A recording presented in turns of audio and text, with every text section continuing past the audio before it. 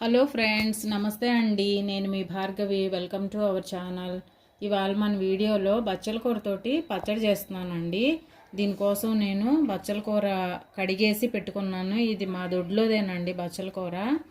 తర్వాత దానికోసం నేను ఈ క్వాంటిటీ బచ్చల కూరకి 9 ఎండుమిరపకాయలు తీసుకున్నాను. మీ కారానికి తగ్గట్టుగా తీసుకోవచ్చు.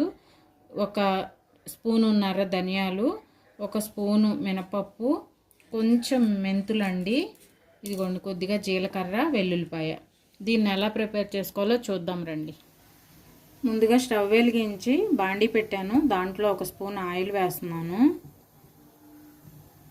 కొద్దిగా ఆయిల్ ఈటెక్కిన తర్వాత ముందు మినపప్పు వేసుకున్నాము.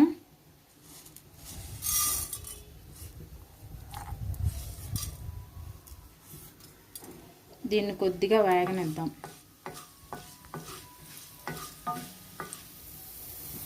మినపప్పు కొద్దిగా వేగింది. ధనియాలు వేస్తున్నాను. ధనియాలు, మెంతులు కూడా వేసేస్తున్నానండి. మొత్తం కలిపి ఒకటేసారి వేగుతాయి.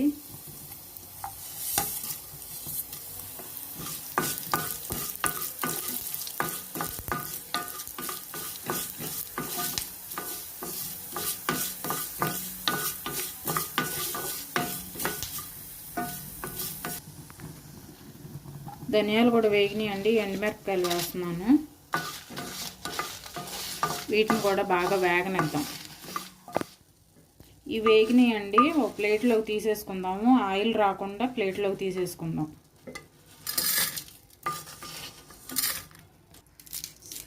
ఇప్పుడు ఇదే ఆయిల్లో ఈ బచ్చల కూర వేసేస్తున్నానండి. కొంచెం పెద్ద ఆకులు అయితే కనుక కట్ చేసుకుని వేసుకోవచ్చు. ఇవి చిన్నగానే ఉన్నాయండి, అందుకని నేను కొద్దిగా తుంపేసేలా వేసేస్తున్నాను.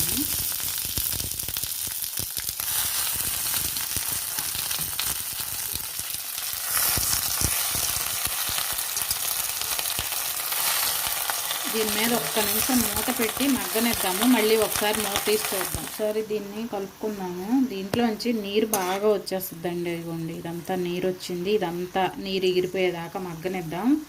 అయితే దీంట్లో చింతపండు వేసుకోవాలి కదండి. దాని బదులు బచ్చల కూరలో చింతపండు కంటే కూడా ఈ మామిడికాయ అయితే టేస్ట్ బాగుంటుందండి, మామిడికాయ కాంబినేషన్లో. అందుకని నేను ఆమ్చూర్ పౌడర్ వేస్తున్నాను. దీంతోపాటు ఇది కూడా మగ్గిద్ది, కొంచెం బాగుంటుందని. మీకు చింతపండే ఉంటే అదే వేసుకోవచ్చు. కాకపోతే మామిడికాయ టేస్ట్ అనేది బాగుంటుంది దీంట్లో, అందుకని నేను అది వేసాను. ఈ ఆకుకూర బాగా మగ్గిందండి. స్టవ్ ఆఫ్ చేసేస్తున్నాను. ఇప్పుడు ముందుగా మనం ఇందాక వేపి ప్లేట్లో పెట్టుకున్న ఈ ధనియాలు, మినపప్పు, ఎండుమిర్చి ఇవన్నీ మిక్సీ జార్లోకి వేసేస్తున్నాను. రోలు ఉంటే రోట్లో చేసుకోవచ్చండి, కానీ నాకు రోలు అవైలబుల్గా లేదు. అందుకని నేను మిక్సీలోనే వేసేస్తున్నాను. పల్స్ మోడ్లో చేసుకున్నా కానీ బాగానే ఉంటుంది. దీంట్లో టేస్ట్కి తగ్గట్టుగా సాల్ట్ వేస్తున్నాను. ఇందాక ఆకులో వేయలేదండి. ఆకులో వేస్తే మరీ ఇది కొంచెం జిగురుగా ఉంటుంది కదా కూర అనేది, అందుకని మరీ జిగురుగా అయిపోతుంది. అందుకని నేను ఉప్పు దీంట్లో వేయలేదు. ఇప్పుడు దీంట్లో వేసాను. ఇంకా వెల్లుల్లిపాయలు,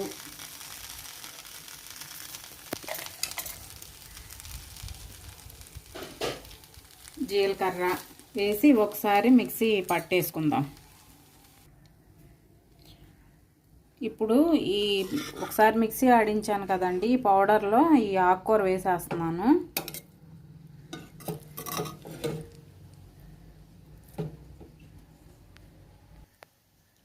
ఇంతేనండి మన టేస్టీ బచ్చల కూర పచ్చడి. ఇది చాలా టేస్ట్గా ఉంటుందండి, హెల్దీ కూడా. ఎప్పుడు ఒకే రకంగా పప్పు, పులుసు అలా కాకుండా ఇలా చట్నీ కూడా చేసుకుంటే కూడా ఇష్టం లేని వాళ్ళు కూడా ఇష్టంగా తింటారండి. దానికోసమనే నేను ఈ చట్నీ చేశాను. ఈ వీడియో కనుక మీకు నచ్చినట్లయితే లైక్ చేయండి, షేర్ చేయండి, సబ్స్క్రైబ్ చేసుకోవడం మర్చిపోకండి. Thank you for watching friends.